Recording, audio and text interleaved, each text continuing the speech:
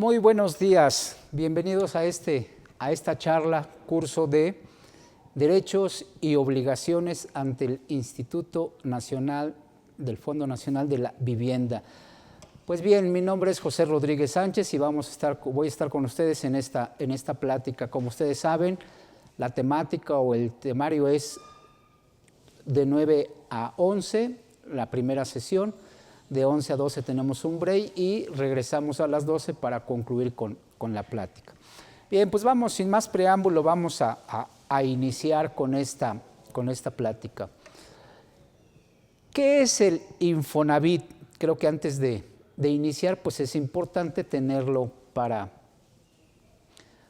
conocer un poquito de su historia. Bueno, pues todos sabemos y ahorita el instituto se está encargando de hacer la publicidad de que está cumpliendo, o bueno, acaba de cumplir 50 años. Es un instituto que se fundó hace 50 años y pues a lo largo de este tiempo ha hecho muchos cambios y vamos viendo. ¿Qué es el Infonavit? Bueno, pues es una sociedad hipotecaria que se dedica a otorgar préstamos para la adquisición de una vivienda. Así nació. Actualmente, bueno, ya desde hace algunos años, es la hipotecaria más grande que existe en México. Este instituto es una hipotecaria de gobierno federal, o sea, de gobierno, pero al fin y al cabo una hipotecaria. Sin embargo, los recursos, la administración, la capacidad, muchas cosas que tiene, la realidad es que ya la quisieran muchas instituciones de iniciativa privada y bueno, pues lo vamos a ver. Entonces decía que es la hipotecaria más grande en México con aproximadamente el 75% del mercado en materia de créditos. Es una institución muy, muy dinámica. A lo largo de toda su historia se ha ido actualizando, diversificando sus productos. Ahorita sobre la charla lo iremos viendo. Para entrar y empezar es importante para entender mejor los derechos y las obligaciones que se tienen ante el Infonavit, es importante conocer su historia. Entonces, pues vamos a ir viendo sus antecedentes y un poco a repasar cuál ha sido su desarrollo a lo largo de estos 50 años. Y vamos a repasar muy rápido sus resultados desde que se fundó hasta el año 2020, según los informes emitidos por los directores generales de este instituto a lo largo de su historia. El del año 2021 todavía no está disponible, pero bueno, pues vamos sobre la marcha. Pues como les comentaba, pues es un instituto que se formó, que se constituyó hace 50 años, en 1972. El 21 de abril se promulgó la ley del instituto para dar cumplimiento al derecho a los trabajadores a la adquisición de una vivienda digna. Cuando se fundó, y aquí ya empiezan los derechos y las obligaciones tanto de los patrones como de los trabajadores. ¿Cuál fue el objetivo inicial del instituto? Pues que se creara un fondo equivalente al 5% con una aportación patronal del salario mínimo. Sí, en su momento fue del salario mínimo y ahorita vamos a ir viendo cómo se ha ido evolucionando. El 5%, bueno, fue desde que nació. ¿Para qué? Para que con ese fondo financiar en aquel tiempo la construcción de casas. En su momento, el Infonavit construía las casas. Actualmente lo que hace es dar financiamientos, pero en su momento construía las casas. Y pues entonces era construir y otorgar créditos a los trabajadores para la adquisición de vivienda. Actualmente, bueno, pues como decía, su portafolio se ha diversificado y tiene muchos más productos y ha otorgado muchas más facilidades para la adquisición de los servicios que ahorita vamos viendo. Y para los trabajadores, en su caso, que no ejercieran el crédito o aún ejerciéndolo, si terminaban de pagarlo y al final volvía el patrón a incrementar su fondo, su saldo, al final devolverle al trabajador los recursos. Ahorita vamos a ir viendo cómo ha ido evolucionando con este tiempo. Y de inicio, en 1972, el Infonavit construyó y otorgó, construyó 88,000 viviendas y otorgó igual número de créditos. Vean, 88,000 en 1972. Y vamos viendo la evolución. En el siguiente año, pues ya simplemente fueron 20,000 créditos y financió 50,000 viviendas. En el 74, pues 56,000, casi el triple de lo que había otorgado el año anterior. En 1975 modifica el sistema de pagos para que los trabajadores con menores ingresos pudieran adquirir alguna vivienda. Y vean, en 1976 una vivienda financiada por el Infonavit tenía un costo promedio de 200,000 pesos. Recordemos, hablo de los viejos pesos. Digo, mucha gente a lo mejor ya lo olvidó o no lo sabía. En México, en una época tuvimos una inflación muy, muy fuerte. En la época de Ernesto Zedillo, recordemos que era economista, él pronosticó que iba a tener una inflación en sus años de presidente, una inflación anual del 4%. Y como buen economista fue asertivo, sin embargo nunca nos dijo que ese 4% no era anual, sino era mensual. Y bueno, pues vean, debido a esa inflación llegó el momento en que se tuvieron que quitar 3 ceros a la moneda. Y entonces de ahí para acá es lo que se le llama, bueno, ya después ya se le quitó la palabra, pero un tiempo se decía los viejos y los nuevos pesos. Hoy por hoy pues ya todos simplemente son pesos. Pero en aquel tiempo existían los llamados viejos pesos, o sea, sin que se les quitaran los 3 ceros. Y vean lo que costaba una vivienda, 200,000 pesos. En 1979 construye 40,000 viviendas. En el 81 ya otorga 52,000 créditos, que alguien dice, oye, ¿es poco, es mucho? Pues vamos a ver la cantidad de créditos que actualmente otorga. Hoy por hoy está otorgando casi 10 veces más. Está otorgando en promedio 500,000 de créditos al año. Y ahorita vamos viendo sus efectos. En 1982, a 10 años de su constitución, vienen sus primeras reformas. Y aquí vienen casos interesantes. Cuando se constituyó el Infonavit, la ley decía hace rato que se iba a hacer un fondo equivalente al 5% del salario mínimo del trabajador, cantidad que aportaban exclusivamente los patrones.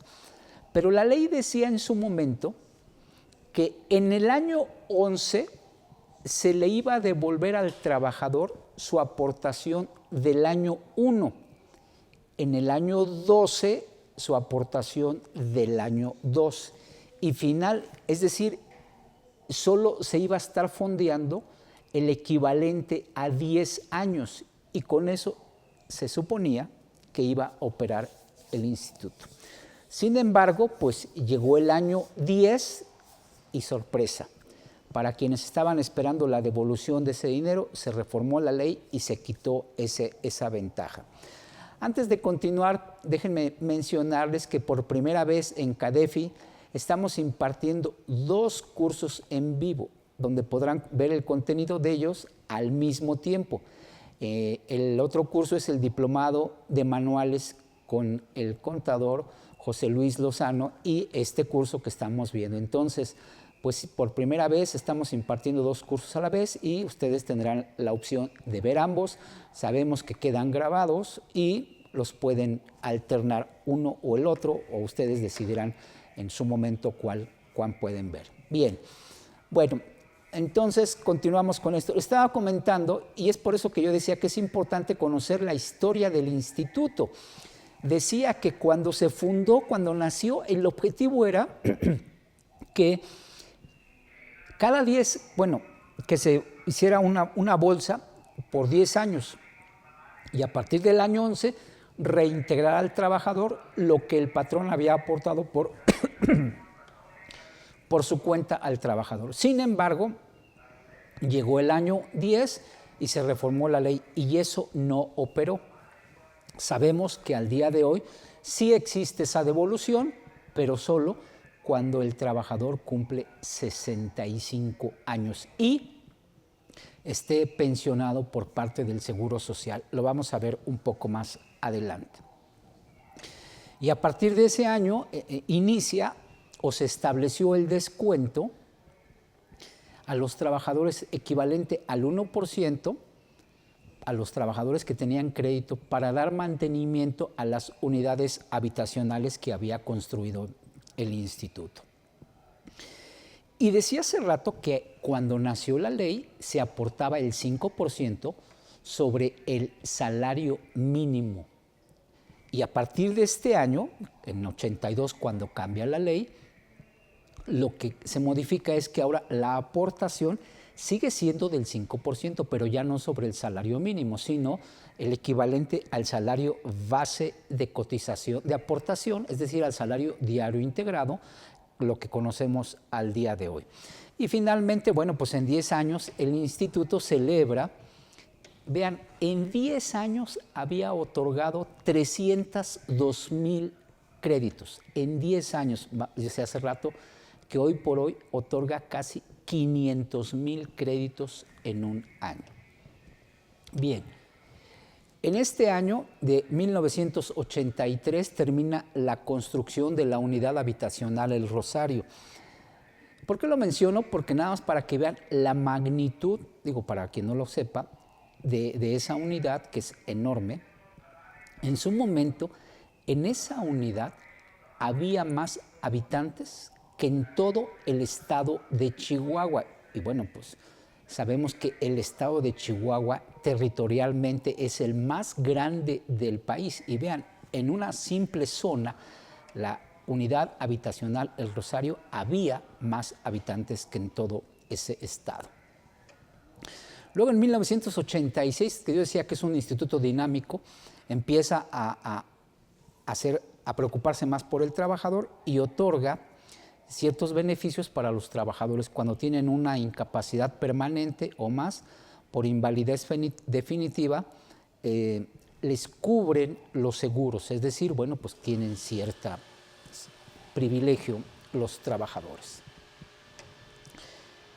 En 1987 se crean o se fijan los créditos en salario mínimo, lo cual, bueno, pues así como lo decimos que es un instituto que se ha preocupado y ha velado por los intereses de los trabajadores para las habitaciones, para que tengan una habitación digna, pues sí, en un momento fue y tal vez sigue siendo un crédito muy, muy caro. Y cuando estaba en salarios mínimos, pues todavía lo hacía más caro. ¿Por qué? Porque cada que incrementaba el 1 de enero, bueno, habitualmente es el 1 de enero, pero hubo años yo decía, de época de mucha inflación, y entonces había incrementos. Hubo un año en que en un año hubo 3 o 4 veces incrementos al salario mínimo, pues obviamente la deuda del trabajador crecía, aumentaba cada que se modificaba el salario mínimo.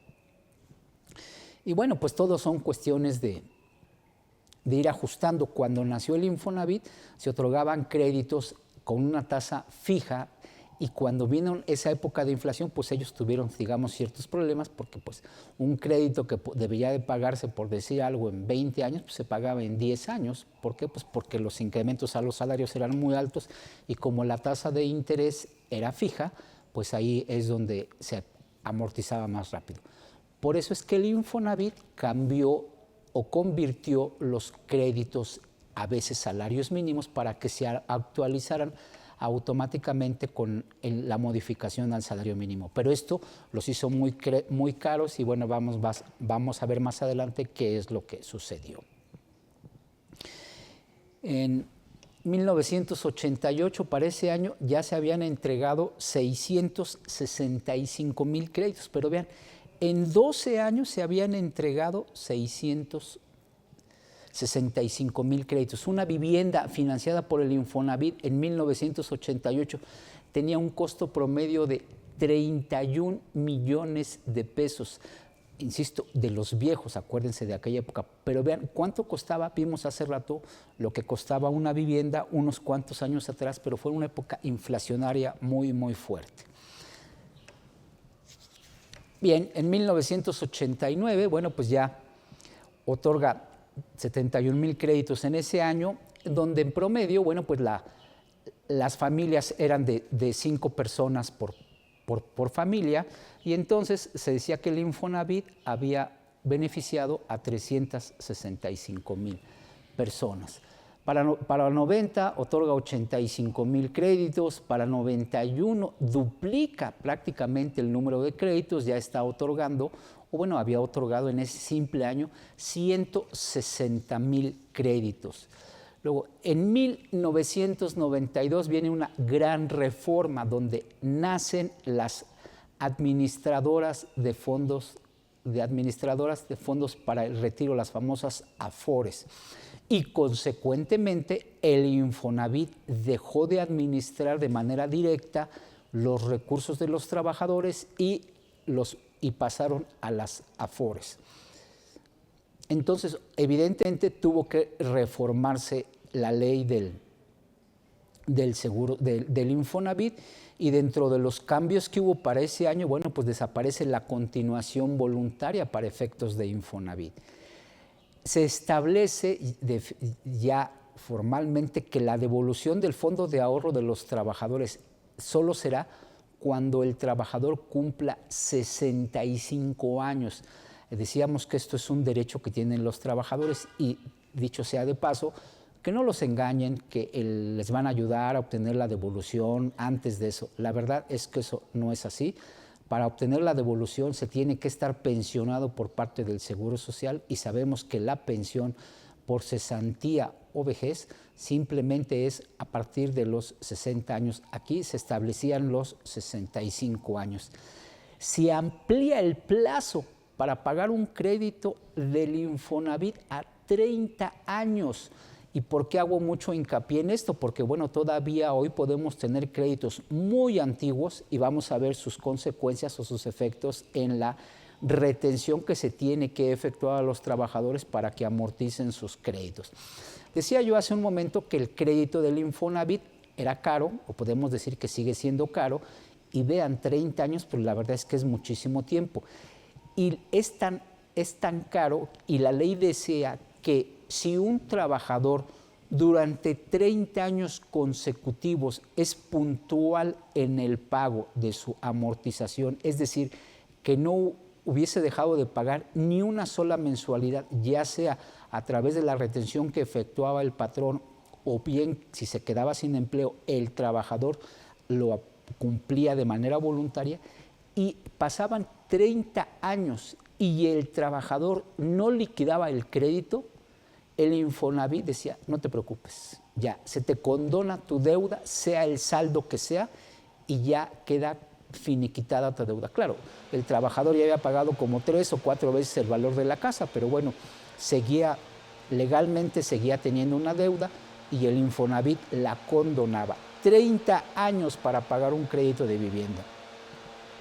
Y se establece que, bueno, pues también si algún trabajador perdía el empleo o pierde el empleo, se le otorga un plazo de 12 meses para que no pague, para que pueda regularizarse y pagar su crédito, y durante este periodo no se causan intereses. En ese año pues ya se otorgaban 89,000 créditos en un año. Luego, en 1993 se publican las reglas para el otorgamiento de créditos, donde ya entran en factores como la edad, el salario base de aportación del trabajador y los montos aportados. ¿Por qué? Porque sabemos que para la obtención de créditos estos son factores muy importantes. Hoy por hoy es una tabla muy complicada donde se toman en cuenta muchísimos factores y hay que cumplir aproximadamente o reunir casi 1000 puntos para tener acceso a un crédito. Más adelante vamos a ver cómo se otorgaban en ese tiempo los créditos. Y ya en 1993, en las Afores, por primera vez en la historia del Infonavit, otorga rendimientos a sus derechohabientes en sus cuentas de ahorro de vivienda. Entonces esto pues es muy importante porque ¿qué quiere decir? Que quien no ha ejercido su crédito tiene una buena inversión ahí en su Afore y en particular en la subcuenta de vivienda. Y en 21 años el Infonavit había otorgado 1.178.500 créditos en 21 años. Ya para 1994, bueno, pues otorga un rendimiento superior a lo que ofrecen otras instituciones. O sea, realmente, pues sí, tiene una capacidad económica muy fuerte. Ahorita vamos a ver los montos. Para este año, ya con los nuevos pesos, el crédito promedio que otorgaba el Infonavit es de 77.454 pesos el valor de la vivienda. En 95 empieza a diversificar sus productos y firma un convenio con Banco Inbursa para otorgar a derechohabientes créditos por montos más superiores a los habituales, donde van de 5 a 10 salarios mínimos. En 1996 nuevamente se reforman las reglas para el otorgamiento de créditos y se establece el procedimiento para ver quién tenía derecho a los créditos. Se toman en cuenta los bimestres aportados, en su caso el ahorro voluntario, el salario diario integrado, la edad o el salario base de aportación, la edad del trabajador o trabajadora y el saldo que había en la subcuenta de vivienda. Luego en 1997 se suspende el descuento del 1% para el mantenimiento a las unidades habitacionales y se establece que el saldo de la subcuenta de vivienda puede ser garantía para obtener un crédito en alguna otra institución financiera. Finalmente tiene el respaldo y el apoyo del Infonavit. Pero aquí vemos cómo el Infonavit empieza a otorgar facilidades para que las y los trabajadores adquieran créditos para vivienda y vamos viendo cómo los van transformando. En 98 pues ya otorgaba 188,000, ya había otorgado 108,000 créditos en un año. Luego para 1999, bueno, el objetivo del Infonavit siempre fue o es apoyar a los trabajadores en la adquisición de viviendas. Y vean, en 1999 inicia un programa para trabajadores con bajos recursos y otorga créditos a trabajadores que tienen ingreso equivalente de 1 a 1.5 veces salarios mínimos. Entonces, realmente eso ya da posibilidades a un gran universo de trabajadores. Y bueno, pues así como avanzaba, también tenía ciertos rezagos. Y en este año, por primera vez, actualiza o empieza a emitir, digamos, de manera oportuna estados de cuenta de los trabajadores. Y en ese año entrega más de 1 millón de estados de cuenta a los trabajadores para conocer el estado de la situación de sus créditos. En el año 2000 otorga más de 250,000 créditos en un solo año, donde pues ya empiezan a ser números importantes. Y vean, para esa época esto significó que de 10 créditos otorgados a nivel nacional para vivienda, 8 eran otorgados por el Infonavit. Entonces, en ese momento, el Infonavit tenía el 80% del mercado en materia de créditos para la vivienda. Luego, En el año de 2001 viene un cambio muy importante donde, bueno, pues en este momento se están incorporando con nosotros a través de Facebook nuestros amigos, a los cuales les damos pues la más cordial bienvenida a esta plática de derechos y obligaciones ante el Infonavit. Pues bienvenidos, y estamos hablando de un poco de los antecedentes y la historia del instituto para poder entender y conocer mejor las actuales obligaciones y derechos que tienen los trabajadores. Y ahorita ya estamos hablando de lo que sucedió en el año 2001. Y en este año fue cuando toma posesión como director general del instituto Víctor Manuel Borrás Septién, y es una persona que le dio una gran, mucho mayor dinamismo al instituto. Dentro de las cosas que él cambió fue que redujo mucho la cartera vencida. Y él decía, bueno, a ver, se hizo una encuesta y le preguntaban al trabajador, oye, ¿por qué no pagas tu casa si vives en ella? Decía, no, ni vivo en ella.